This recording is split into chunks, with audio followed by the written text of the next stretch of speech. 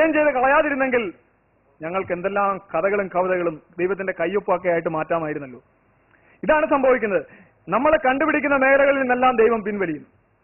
പണ്ട് മാരിയപ്പൻ കോവിലുകളെല്ലാം ചിക്കൻ ബോക്സിന്റെ ഒക്കെ കോവിലുകളായിരുന്നു. അവിടെ ചിക്കൻ ബോക്സ് വരുമ്പോൾ എല്ലാവരും കൊണ്ടുവന്ന് മാരിയപ്പന് കുരുവാരി എറിയുന്ന ദൈവം, ഭയങ്കര കുരുവാരി എറിയില്ല, അപ്പൊ അയാൾക്ക് കൊണ്ടുവന്ന് എല്ലാം കൊടുക്കും. ഇന്ന് ഒറ്റ മാരിയപ്പൻ കോവിലുകളും അധികം കാണാനില്ല. അവിടെ കണ്ണൂരെങ്ങാണ്ട് കുറെ എണ്ണം ഉണ്ട്.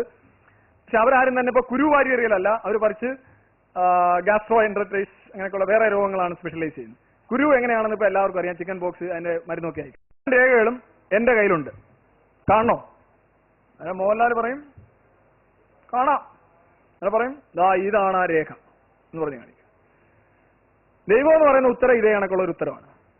നിങ്ങളുടെ വീട്ടിൽ ഒരാൾ കള്ളൻ കയറി, നിങ്ങൾ പോലീസുകാരൻ്റെ ചെന്ന് പറഞ്ഞു ഇങ്ങനെ എന്റെ വീട്ടിൽ കള്ളൻ കയറി, വലിയ പ്രശ്നമാണ്. അപ്പൊ പോലീസുകാരൻ പറയാ അതിന്റെ പ്രതിയൊക്കെ ഞാൻ പിടിച്ചുതരാം. പ്രതി ആരാണ്? പ്രതി നാളെ വാ, ഞാൻ പറഞ്ഞുതരാം. അപ്പൊ നമ്മൾ നാളെ ചെല്ലുന്നു. അയാൾ പറയുന്നു നിങ്ങളുടെ വീട്ടിലെ കയറിയ പ്രതിയെ പിടിച്ചു. സാർ ആരാണ് സാർ പ്രതി? പ്രതി മിസ്റ്റർ എക്സ് ആണ്. എന്താണ്? മിസ്റ്റർ എക്സ് ആണ് പ്രതി. പ്രതിയെ നിങ്ങൾക്ക് പറഞ്ഞു തന്നാൽ പോരെ? സാർ എന്ന് വെച്ചാൽ മിസ്റ്റർ എക്സ് എന്ന് പറഞ്ഞാൽ മിസ്റ്റർ എക്സ് എന്ന് പറഞ്ഞാൽ മിസ്റ്റർ എക്സ്, അദ്ദേഹമാണ് പ്രതി. പ്രതിയുടെ പേര് കിട്ടിയില്ലേ നിങ്ങൾക്ക്? പറയാ കിട്ടി, ശരി ശരി. ഏതൊരു വസ്തുവിനെ കുറിച്ചും നമ്മൾ ഉത്തരം ദൈവം എന്നാണ് ഫിക്സ് ചെയ്യുന്നെങ്കിൽ അതിനെക്കുറിച്ചുള്ള നമ്മുടെ ജ്ഞാനം പൂജ്യമാണ് എന്നാണ് എന്റെ അർത്ഥം. ഏതൊരവസ്ഥയിലും നമ്മൾ ദൈവം ഉത്തരമായിട്ട് കാണുമെങ്കിൽ നമുക്ക് അതിനെക്കുറിച്ച് ഒന്നും അറിയില്ല എന്നാണ് എന്റെ അർത്ഥം. നമ്മുടെ എല്ലാ അന്വേഷണങ്ങളുടെ മുനയൊടിക്കുകയും നമ്മുടെ എല്ലാ ചിന്തകളെയും നശിപ്പിക്കുകയും ചെയ്യുന്ന ഒരു വ്യാജ ഉത്തരമാണ് ദൈവം. ദൈവം എന്നുള്ള ഉത്തരത്തിൽ നമ്മൾ കുരുങ്ങിക്കിടങ്ങുകയാണെങ്കിൽ ഒരടി മുന്നോട്ട് പോകാൻ പറ്റില്ല. അതാണ് അവസ്ഥ. So it's a very pseudo answer that will cripple the growth of civilization. പിന്നെ ദൈവം പല പറയും ഞാൻ ദൈവവിശ്വാസിയാണ്, പക്ഷെ ഞാൻ ഈ പ്രേതത്തിലൊന്നും വിശ്വസിക്കുന്നില്ല. ഞാൻ പറയും എന്താ കുഴപ്പം? ദൈവത്തിൽ വിശ്വസിക്കുന്ന ഒരാൾ തീർച്ചയായിട്ടും പ്രേതത്തിൽ വിശ്വസിക്കണം. ആത്മാവിൽ വിശ്വസിക്കുന്നുണ്ടെങ്കിൽ അലഞ്ഞു നടക്കുന്ന ആത്മാവ് ഉണ്ടാവും. കൊച്ചുകുട്ടികളുടെ ഇടയിലൊക്കെ ആണെങ്കിൽ എപ്പോഴും നമ്മൾ പറയും നീ ആഹാരം കഴിച്ചില്ല ഉടനെ ഏതാണ്ട് കാക്രി പുക്രി വരും, അല്ലെ മാണ്ടൻ വരും എന്ന് പറയും. എന്നാൽ പിള്ളേർ ഉടനെ ആഹാരം കഴിക്കും. They are very strong. കുട്ടികളെ സംബന്ധിച്ചിടത്തോളം പ്രേതമാണ് വളരെ സ്ട്രോങ്. ഇപ്പോഴും നമ്മൾ തെക്കേ അമേരിക്കയിലെ ചില ദ്വീപുകളിലും രാജ്യങ്ങളിലൊക്കെ ചെല്ലുകയാണെന്നുണ്ടെങ്കിൽ അവിടെ പ്രേതവും ദുർമന്ത്രവാദ ദേവതകളും ഒക്കെയാണ് ഭയങ്കര സ്ട്രോങ്. അവിടെ ഒന്നും ഒരിക്കലും ദൈവത്തിന് അത്ര റോളില്ല. കുറച്ചുകൂടി കാര്യം പുസ്തകം ഇറന്ന് എഴുത്തൊന്നുമില്ല, പുസ്തകം ഇറക്കലും എഴുത്തൊന്നുമില്ല. ഈ ദുർദേവതകളൊക്കെ വലിയ വലിയ കൂടിയ ദൈവങ്ങളൊക്കെയാണ് യൂണിവേഴ്സിറ്റിയിലൊക്കെ പോയിട്ട് പഠിച്ചിട്ട് പുസ്തകം അടിച്ചിറക്കുക, ചാപ്റ്റർ തിരിക്കുക, റീപ്രിന്റ് ഇറക്കുക. ഈ പ്രേതങ്ങൾക്കൊന്നും അങ്ങനെയൊന്നുമില്ല. അവരാകെപ്പാടെ നേരിട്ട് പറയാനുള്ളത് പറയും, അടിക്കും, വീട്ടിൽ വന്ന് കാണും, അത്രയൊക്കെ ഉള്ളു. അതാണ് ചാത്തൻസ്. എല്ലാ കുട്ടികൾക്കും ഇങ്ങനെ പലരും കുട്ടിക്കാലത്ത് നമ്മൾ ഇങ്ങനെ ബിങ്കറുമായിട്ട് സംസാരിക്കാറുണ്ട്. ബിങ്കറിസം എന്നാ പറയുന്നത്. ഓരോരോ ജീവികള്, ഡിങ്കൻ, മായാവി, അതിനോട് സംസാരിക്കുന്ന കുട്ടികളുണ്ട്. മായാവിയോടൊക്കെ സംസാരിക്കും. ഒരു ഘട്ടത്തിൽ നമ്മൾ സംസാരിച്ചുകൊണ്ടേയിരിക്കും.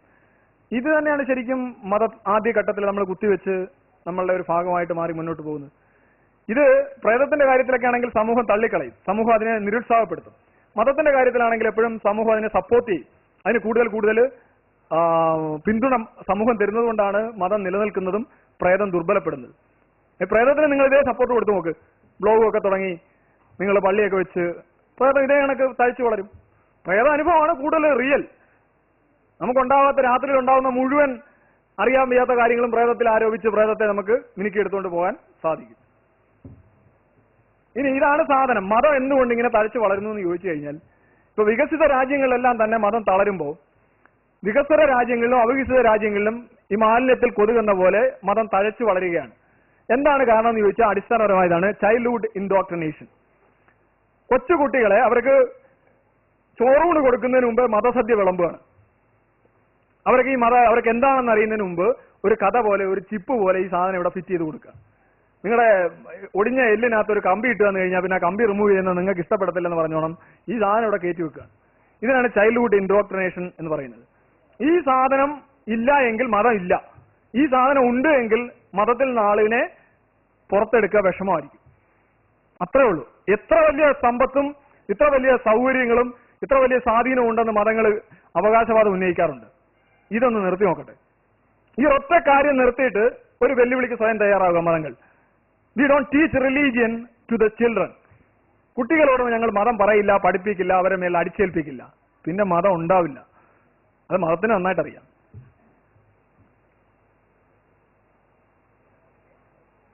മതം പൊട്ടിയൊലിക്കുന്ന ചാനലുകൾ, നമ്മുടെ ചാനലുകളെല്ലാം ഇന്ന് നോക്കിക്കഴിഞ്ഞാൽ ഇത്തരത്തിലുള്ള ഒരുപാട് പരസ്യങ്ങൾ, വിശ്വാസം അതല്ലേ എല്ലാം നിങ്ങൾ ഒരു പക്ഷെ കണ്ടിട്ടുണ്ടാവാം.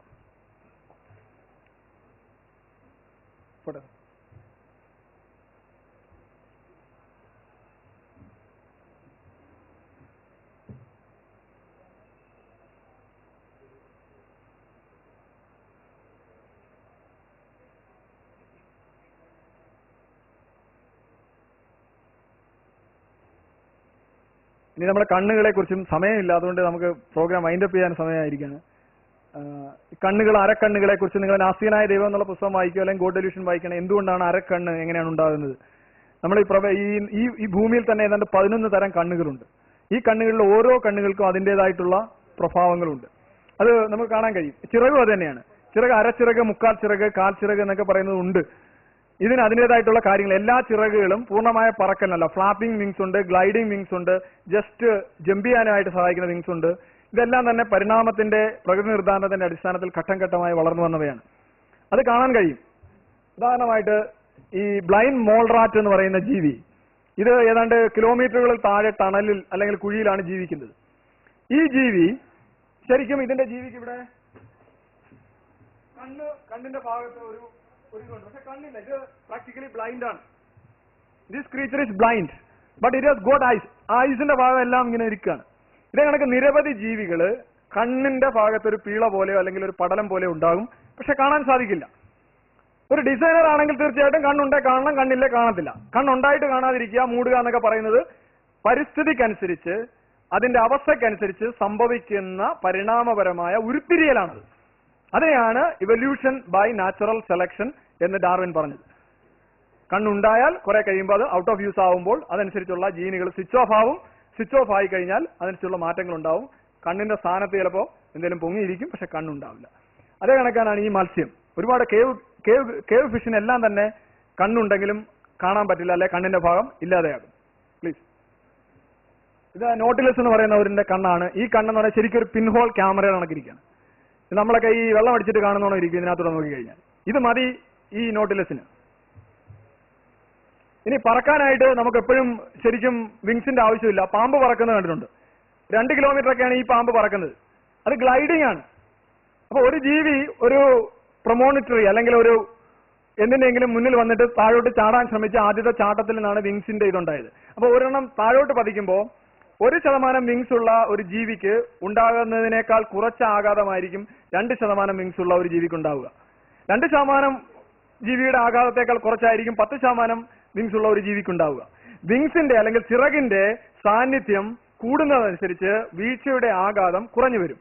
അങ്ങനെയാണ് പ്രകൃതി നിർദ്ധാരണം അനുസരിച്ച് അതിനുള്ള ജീനുകളും അതിനുള്ള പാരിസ്ഥിതികമായിട്ടുള്ള ഉരുവപ്പെടലുകളും പ്രൊമോട്ട് ചെയ്യപ്പെടുന്നത്.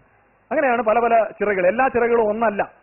പ്ലീസ്, ഇപ്പൊ തന്നെ അണ്ണാന്റെ ചിറക് അത് ശരിക്കും ഗ്ലൈഡിംഗ് ആണ്. അതിന്റെ കൈകളുടെ ഇടയിലേക്ക് ശരിക്കും ഒരു സ്ഥലം പോലെ, ഒരു മെമ്മറൈൻ പോലെ വന്നാണ്. അത് ഗ്ലൈഡിംഗ് ആണ്. It is not flapping.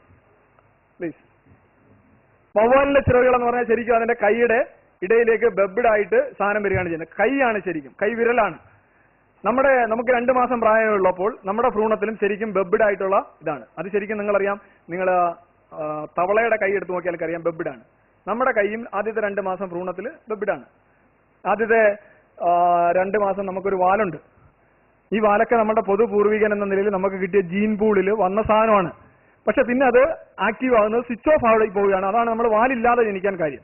പക്ഷെ വാലോടുകൂടി ജനിക്കുന്ന ഒരുപാട് പേരുണ്ട്. പ്ലീസ്, ഇത് ചിറകുണ്ടെന്ന് ചൊല്ലി പറക്കേണ്ട കാര്യമില്ല. അപ്പൊ പറക്കാനായിട്ടാണ് ചിറകുണ്ടായെങ്കിൽ പിന്നെ ഓട്ടോപക്ഷിക്ക് എന്തിനാണ് ചിറക് കൊടുത്തത്? അതെന്താണ് ഡിസൈനിങ് ആണ്. നടക്കുന്ന ഒരാൾക്ക് ആരെങ്കിലും എടുത്ത് അമ്മിക്കല്ലെടുത്ത് തല വെച്ച് കൊടുക്കൂ. അപ്പൊ ഇത് ഡിസൈനിങ് അല്ല, ഇത് ഇവല്യൂഷൻ ബൈ നാച്ചുറൽ സെലക്ഷൻ അനുസരിച്ച് പാരിസ്ഥിതികമായിട്ട് കാര്യങ്ങൾ മാറുമ്പോൾ അത് ഉരുവപ്പെട്ട് വരുന്നതാണ്. പ്ലീസ്, ഇനി എല്ലാവരെയും കൈകൾ നോക്കാം. ഈ ഉല്ല, കാപ്പൽ, റേഡിയസ് എന്ന് പറഞ്ഞ ഈ 3 സാധനങ്ങൾ നിങ്ങളുടെ കാറ്റില്, ഹ്യൂമൻ, ലിസാർഡ്, ഫ്രോഗ്, വെയില്, ബാറ്റ്, ഇതിന്റെ എല്ലാം തന്നെ കൈയുടെ അടിസ്ഥാന എന്ന് പറഞ്ഞ ഒന്ന് തന്നെയാണ്. ഇത് പൊതുപൂർവികന്റെ ഏറ്റവും ശക്തമായ ഒരു തെളിവാണ്. It's coming from the same source. ഇനി നിങ്ങൾ അവിടെ വാലുള്ള കുട്ടിയെയും കാലുള്ള പാമ്പിനെയും കാണുന്നു. ഈ കാലുണ്ടാകാനായിട്ടുള്ള ജീനുകൾ പാമ്പിലുണ്ട്, വാലുണ്ടാകാനായിട്ടുള്ള ജീനുകൾ മനുഷ്യരിലുമുണ്ട്. പക്ഷെ നമ്മൾ ആ ജീനുകൾ സ്വിച്ച് ഓൺ ചെയ്യുന്നില്ല. അതിന്റെ ഇംപ്രഷൻ ഉണ്ടാവാത്തത് കൊണ്ടാണ് നമ്മൾ വാലില്ലാതെ ജനിക്കുന്നത്. ഇതിനെ നമ്മൾ റിവേഴ്സ് ഇവല്യൂഷൻ എന്ന് പറയും.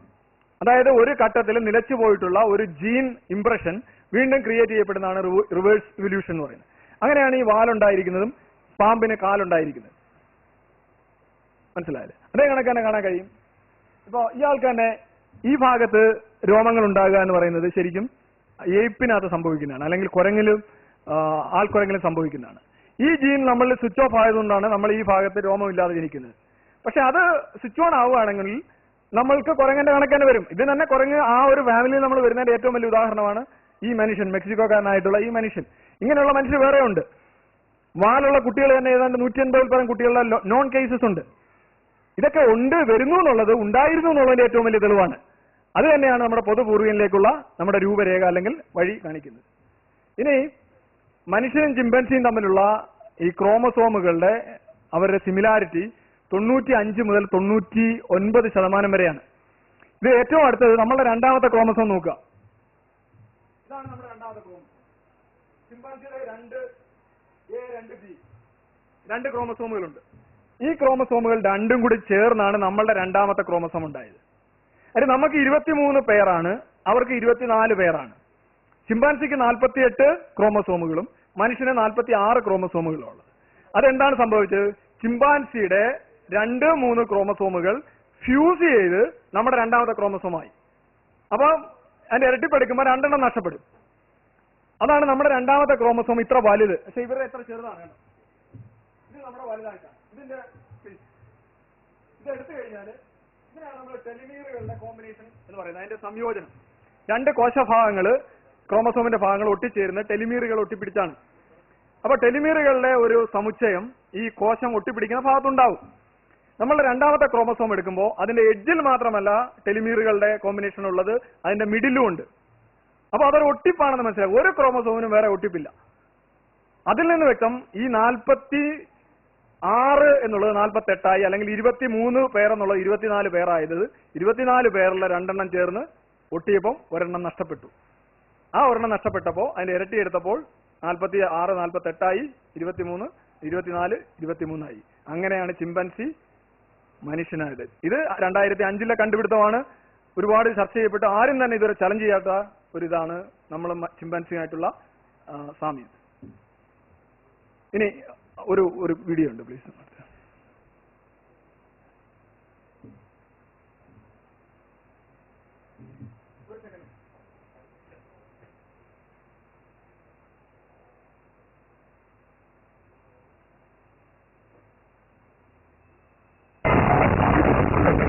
Oksana Malaya began her life living with dogs.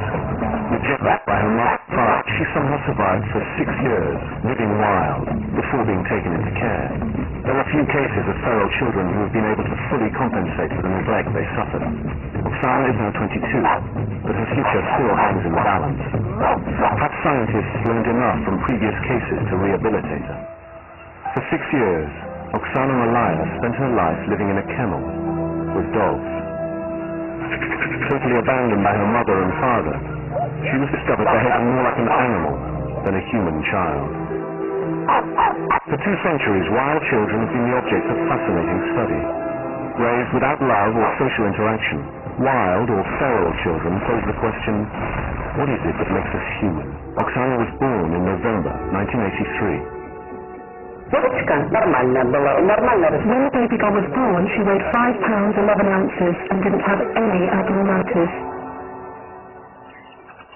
Her parents were alcoholics.